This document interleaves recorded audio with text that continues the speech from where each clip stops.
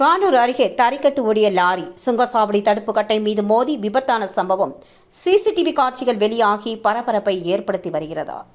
கடலூர் மாவட்டம் வடலூர் பகுதியை சார்ந்தவர் துரைராஜ். இவர் கடலூரில் இருந்து பெருமக்கள் கிராமத்தில் உள்ள குவாரிக்கு மணல் ஏற்ற இன்று அதிகாலை கடலூரில் இருந்து வானூர் மார்க்கமாக புதுச்சேரி திண்டிவனம் தேசிய நெடுஞ்சாலையில் சென்று கொண்டிருந்தார்.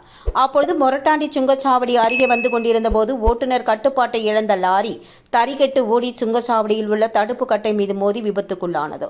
இதில் லேசான காயங்களுடன் ஓட்டுநர் உயிர் தப்பினார். மேலும் அங்கிருந்தவர்கள் அவரை மீட்டு மருத்துவமனைக்கு சிகிச்சைக்காக அனுப்பி வைத்தனர். மேலும் இந்த விபத்து குறித்த சிசிடிவி காட்சிகள் தற்பொழுது வெளியாகி பெரும் பரபரப்பை ஏற்படுத்தி வருகிறது.